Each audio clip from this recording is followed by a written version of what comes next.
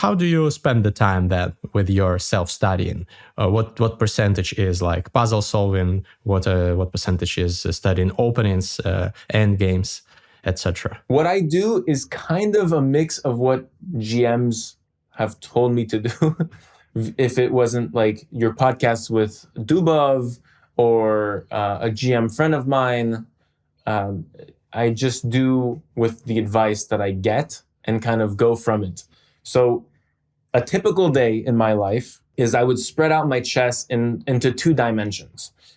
Really, chess to me is 3 dimensions, but I'm working less on endgames. I've done a lot of work on endgames and I feel very confident in my endgames. And also I don't see a lot of pure endgames where it's like equal or you have a small edge and you have to convert. I'm not seeing that many of those because of the openings I play, I think. They just allow less equal endgame and they have more unbalanced middle game. And when you do have that, you have to be conscious of that and then just like study less endgames because you're going to see them less. Which statistically I do actually, looking back on my 100 plus games that I've played this year.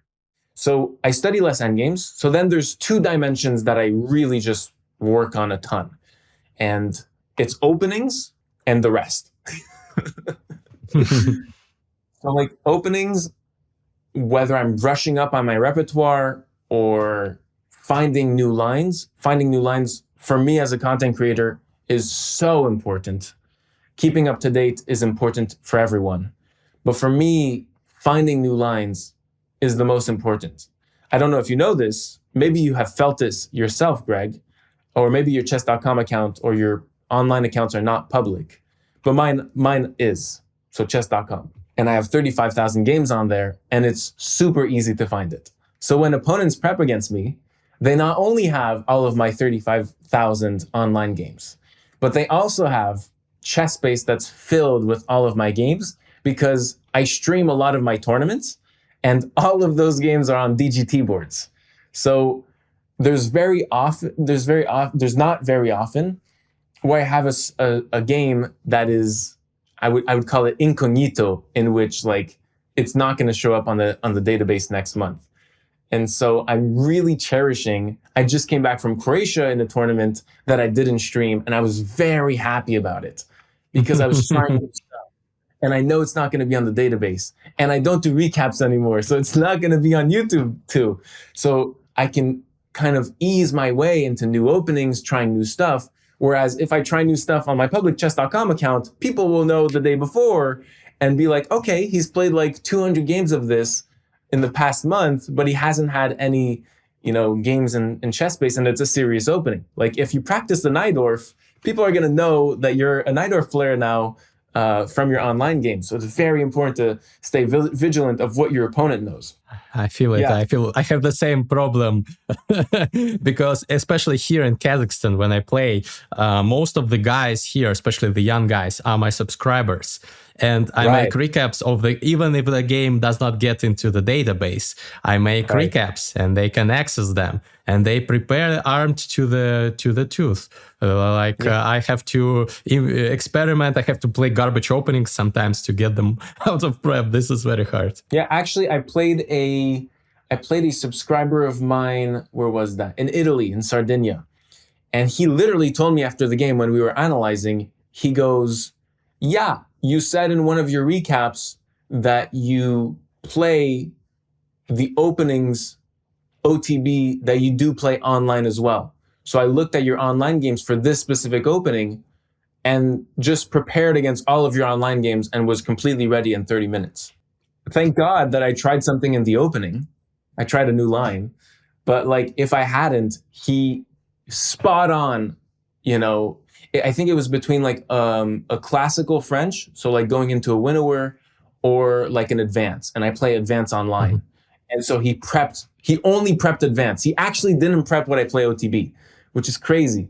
He was actually wrong, but he was actually right in the surprise that I played for him. The best part is, we're doing it right now, but when I see fellow content creators, like last month in Budapest, when I was meeting up with a lot of the players who are also content creators, I always love, relating to them in that sense, because we know how each other feels, and we know that it's harder for us because there's so much more information on us. Yeah, I'm thinking of setting up an anonymous account on chess.com because, yeah, also, I don't know how many thousands of games I have on chess.com, but many. And yeah, all my old openings are accessible, unfortunately. So yeah, I have to try new ones and try them anonymously.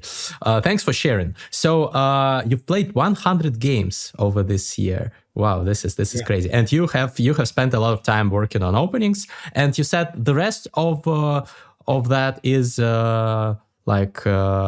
what in particular would you single out? So right now I'm working between 3 books. It's really case by case, day by day. I like to focus on the weaknesses that are apparent in a tournament. So for example, in Italy, my last, like a few tournaments ago, like a month ago in early September, I was getting good positions and just completely failing with like a 1-move blunder, which hasn't happened this year in a tournament. But in that tournament, I had like 3 great positions in which I got swindled. And one of them was +4 against a grandmaster. I lost +4 against a grandmaster, which was terrible. Like I did a positional rook sack. It was beautiful. Thinking of the recap in my head, unwinding how I would start. If you're a content creator, you can relate. And then literally 1 move after the rook sack, it's a successful rook sack. It's completely good. It's like +4. I blunder with like a stupid move where I didn't see my opponent's resource. So based on that, like for the next month, I've worked thoroughly on this book. This is like an absolute classic by Dvoretsky, recognizing your opponent's resources. And it was recommended to me by my American friend, Gabriel Edelman. And he said, and he rose like 150 FIDE points in 2023 when I met him. And he said that was a huge, huge book for him because, well, at the level that I am, you can find a tactic, right? But in a real life game, your opponent knows about that tactic most likely and has a defense for it.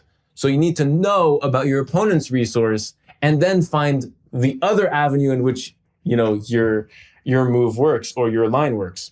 So I'm working a lot on like real life game situations. So I'm working on my tactics. I'm working on positional play. I'm going through Woodpecker Method 2 right now, which was sent to me by Axel Smith, the author, shout out. And he's great. I mean, that book took 4 years to make, and you can see the 4 years in the entire book. He researched over 50,000 games to compile this book, and he even tested it on Norderbeck. It's such a great book. I just feel my positional chess just booming as I'm like you. I'm an attacking player, and my positional chess has been limited. Let's just say that. So I'm working on positional chess, and then I have this really hardcore tactics book that I'm doing. So I'm doing 2 of the 3 books every day. It doesn't really matter like the number of books that you do, in my opinion. It matters the amount of time and the amount of effort and energy you put in. And that for me has yielded the greater results. I've seen results online on online chess in this past month. I've grown like 170 points just in the past month. Yeah. And and this is the month and a half that I've been training twice as much, 3 times as much. So I'm very happy to see those early results.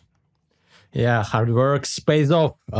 Cool. It's nice to hear. I've noticed that your peak rating on chess.com is over 2,500. So yeah, definitely very impressive, especially considering the fact that I think like half a year ago it was lower, if I recall correctly. So so that's the growth. Yeah, half a year ago I was even dipping in 2,200, late 2,200s.